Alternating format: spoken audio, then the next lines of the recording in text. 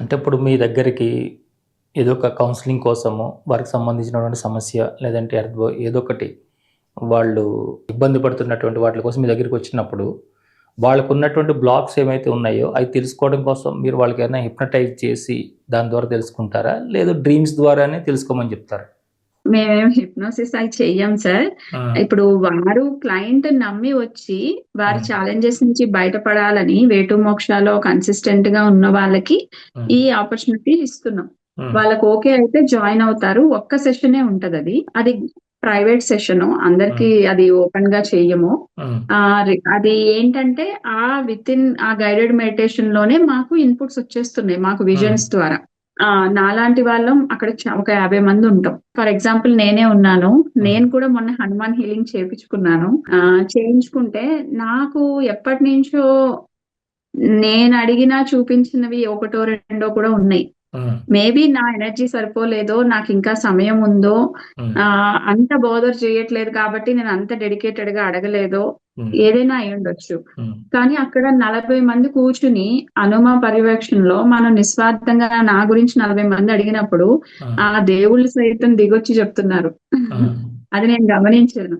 Everyday మనం ఒక మెంటోర్ని ఇచ్చి వాళ్ళకి గైడ్ చేస్తాం.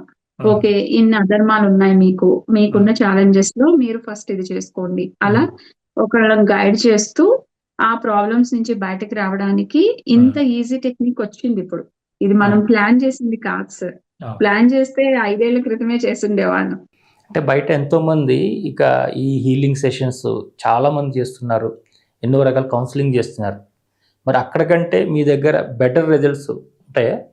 చాలా ఫాస్ట్ ఉంటుంది సార్. ఇప్పుడు మనకి ఏ ప్రపంచంలో ఎంత ఫాస్ట్ ఉంటున్నాయో, మన ఇలా ఒకటి నమ్మి ఆ భగవంతుడికి ఒక చిన్న ఒరిగితే చాలు, నాయనా నువ్వే చూసుకో నన్ను అన్నప్పుడు మనం నిస్వార్థంగా ఇక్కడ హనుమ ఇంత ధర్మబద్ధంగా చేసే సేవలో మనకి ఎందుకు ఇవ్వాలి సార్ ఆపర్చునిటీ? మనమేమి మాకు ప్లీజ్ ఒకటి ఇవ్వండి ఆవాహయామి అని మేమేం అడగలేదు. యూనివర్స్ ఇచ్చింది. ఓకే, మనం చేసే దానికి ఇప్పుడు రిట్రీట్స్ లో చేస్తున్నారు, అద్భుతమైన రిజల్ట్స్ చూస్తున్నాం. ఓకే, ఒక రిట్రీట్ అంటే 3 నెలలకు ఒకసారి పెడతాం. ఇది ఎవ్రీడే ఉంటుంది కదా సార్. ఇప్పుడు మేము ఇది జూమ్ లో ఉండి, ఆస్ట్రేలియా నుంచి ఒక ఆయన ఉన్నారు, ఒక క్లయింట్, కెనడా నుంచి ఉన్నారు, ఇలా ఇండియా నుంచి, ఇక్కడ ఇలా ఎక్కడున్నా గానీ వాళ్ళు నమ్మి చేసుకుంటూ మాకు ఈ ప్రాబ్లం నుంచి మేము బయటపడాలి, మేము ఆ హనుమంతుడి వారి మీదే నమ్మకం పెట్టుకున్నాం అనుకుంటే మనం హనుమాన్ హీలింగ్ కి వాళ్ళని ఎన్రోల్ చేస్తున్నాం. దానికి కొంత అమౌంట్ కూడా తీసుకుంటాము. ఆ అమౌంట్ ని కూడా మనం రెస్పెక్టెడ్ సేవా కార్యక్రమాలకే వాడుతున్నాం. Old age home, orphanage homes, ఇంకా మెంటల్లీ డిజార్డర్ పీపుల్ కి, ఇలాగా అవన్నీ నిజం చెప్పాలంటే మనం ఏదైతే గతంలో చేసి ఈ కర్మలు మూటగట్టుకున్నామో వాటికి మన వంతు ప్రయత్నంగా ఇక్కడ ధర్మంగా మీరు ఇచ్చిన రూపాయి అక్కడికి వెళ్ళిపోతుంది. సో ఇక్కడ మీకు సేవ అయిపోతుంది, స్వామి కార్యం స్వకార్యం 2 అయిపోతున్నాయి. అంటే ఒక్కొక్కరికి ఎన్ని రోజులు చేస్తారు మీ కౌన్సిలింగ్ అనేది? ఇన్ని రోజులు ఖచ్చితంగా, నెల రోజులు లేకపోతే వారం రోజులు, 10 ఇట్లా ఏదన్నా ఉందా? మెంటోరింగ్ వాళ్ళు ఆ ప్రాబ్లమ్స్ నుంచి రిజాల్వ్ అయ్యే వరకు మన సపోర్ట్ ఉంటుంది సార్. ఇప్పుడు ఒకళ్ళు హనుమాన్ హీలింగ్ తీసుకుంటే ఫర్ ఎగ్జాంపుల్ వాళ్ళకి 5 to 10 అయినా చూపించవచ్చు అధర్మాలు, లేదా 15 అయినా చూపించవచ్చు. సో ఈ 15 అధర్మాస్ కి నన్ను మెంటర్ గా అపాయింట్ చేస్తే నేను వాళ్ళకి పాయింట్ ఆఫ్ కాంటాక్ట్.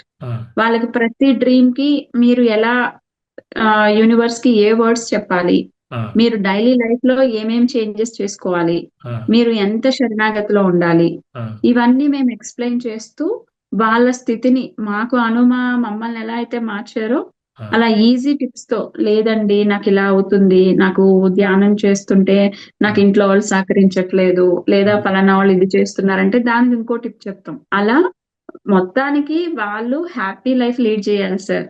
వేటు మోక్షాలో మనం ఈ లైఫ్ తీసుకుంది నేర్చుకోవడానికే అని చెప్తారు. అలా అని కర్మలను అనుభవిస్తూ నేర్చుకోవాల్సిన అవసరం లేదు.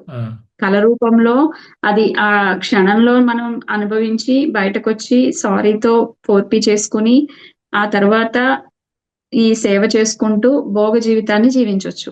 హనుమాన్ ఎనర్జీస్ హనుమ ద్వారానే మీ అందరికి అందుతున్నాయా? మీ అందరికి కూడా హనుమంతుని యొక్క ఎనర్జీస్ అందుతున్నాయా? మేమందరం ఫీల్ అవుతాం సార్. అది తప్పకుండా ఉంటుంది సార్. హనుమంతులు వారు మాకు అలా కనిపించి మాకు అక్కడ ఉన్న బ్లాక్ స్మోక్ నంతా తీసేస్తున్నట్టు, లేదంటే ఇప్పుడు నా హనుమాన్ హీలింగ్ నాకు చేసినప్పుడు నా పిల్లలిద్దరిని ఒకళ్ళని ఇక్కడ పెట్టుకుని ఆయన ఎత్తుకుని నడుస్తూ ఉంటే ఆయన వెనకాల నేను మా హస్బెండ్ పరుగులు పెట్టుకుంటా నడుస్తున్నామంట. ఇలాంటివన్నీ ఎలా కంపోజ్ చేస్తాం సార్? ఎవరికి తెలుస్తాయి? కేవలం హనుమ గారికే రావు కదా, మా అందరికి వస్తాయి ఆ విజన్స్. మాకు అక్కడ ఏదైతే హీలింగ్ జరుగుతుందో, ఫర్ ఎగ్జాంపుల్ నేను పడుకున్నప్పుడు నాకు ఒక పర్టికులర్ పార్ట్ లో పెయిన్ ఉందని చెప్పాను. నాకు ఏదైతే అనుభవం జరిగిందో హీలింగ్ లో, నేను అలా పడుకునే ఉన్నా, ఒక వాలంటీర్ ఎక్స్ప్లెయిన్ చేస్తున్నారు సేమ్ అదే. అసలు ఇది మామూలు విషయం కాదు సార్. అసలు మేము ఫర్ ఎగ్జాంపుల్ ఒక్క వాలంటీర్ గా నేను ఒక కార్యక్రమానికి అటెండ్ అయ్యి కూడా నేను నా సేవ ఇవ్వలేకపోయినా ఆ రోజు, మా పాప ఒంట్లో బాగోకపోవడం అలాగా. అది ఎందుకు అన్నప్పుడు కూడా రీజన్ చెప్పారు sir. One of the life లో నేను మా హస్బెండ్ ఒక ఆలయ ధర్మకర్తలుగా ఉండి అక్కడ లేని వాళ్ళని రానివ్వట్లేదంట. చూడండి, మేము రిట్రీట్ లోనే ఉన్నాము, మేము కోర్ మెంబర్సే, ముఖ్యంగా ఉండే వాళ్ళలో వన్ ఆఫ్ ద మెంబర్స్. అక్కడే ఉండి కూడా మా హస్బెండ్ ఆఫీస్ వర్క్ తో స్ట్రక్ అవడం, నేను పాపను పట్టుకుని కూర్చోవడం, మేము అసలు అక్కడ చేయలేకపోయాం ఆ పని అక్కడ. మీరు ఎంతో చదువుకున్నారు, ఎంతో సైన్స్ చదివారు, అలాగే విదేశాలలో ఇప్పుడు ఉద్యోగం కూడా చేస్తున్నారు. ఇలాంటి చదువుకున్న వాళ్ళు కూడా ఈ కర్మలను తొలగించుకోవాలి, ఇలాంటివి పద్ధతులు ఉంటాయి అంటే ఎట్లా నమ్మారమ్మా ఇవన్నీ కూడా? నిజం చెప్పాలంటే, ఫర్ ఎగ్జాంపుల్ మనకి ఇంట్లో దైవపరంగా గాని శాస్త్రపరంగా గాని మనకు అందరూ నాలెడ్జ్ ఇచ్చినా ఇవ్వకపోయినా మనం మినిమం బేసిక్స్ అంటూ తెలుస్తాయి కదా సార్. ఫర్ ఎగ్జాంపుల్ మనకి ఉన్న 5 వేళ్ళు ఒకలా ఉండవంటారు. లేదా ఒక తల్లి తండ్రి ఇద్దరు పిల్లల్ని బాగా చూసుకుంటున్నప్పుడు ఒక పిల్లవాడికి మంచి ఒకలాంటి లైఫ్, ఇంకొక పిల్లవాళ్ళకి ఇంకొక లైఫ్ ఎలా వస్తున్నాయి సార్? ఇవన్నీ మరి కర్మే కదా సార్, బేస్డ్ ఆన్ కర్మే కదా. చిన్న లాజిక్ అది, మాకు అది అర్థమైంది. అలాంటప్పుడు మనం వెళ్ళే ప్రాసెస్ లో మనం అన్ని చేస్తుండి కూడా అంతా బానే ఉంది. ఇప్పుడు ఫర్ ఎగ్జాంపుల్ నాకే నడునొప్పి వచ్చింది. నడునొప్పి వచ్చి నేను సాటర్డే సండే అంటే అమెరికాలో మండే టు ఫ్రైడే జాబులు చేసుకుని శనివారం ఆదివారం చక్కగా పార్టీలు ఎంజాయ్ చేస్తారు. అది బయట పబ్బులనే కాదు, ఇంట్లో గ్యాదరింగ్స్ లా కూడా చేసుకుంటారు, బర్త్డే పార్టీస్ ఏదో ఒకటి. నేను ఏటికి వెళ్లకుండా ఒక 4 years ఇంట్లోనే కూర్చున్నాను. అప్పుడు నా మనస్థితి, కొంతమందిని నేను జడ్జి చేసేదాన్ని, వాళ్ళు నాకన్నా ఇర్రెస్పాన్సిబుల్ గా ఉంటారు, వాళ్ళందరూ బాగానే ఎంజాయ్ చేస్తున్నారు, నేనెందుకు ఇక్కడ పడుకుని ఉన్నాను అని. మరి అంటే ఈ కంపారిజన్స్, ఈ జడ్జ్మెంట్స్ తర్వాతనే ఈ జ్ఞానం బోధపడింది సార్.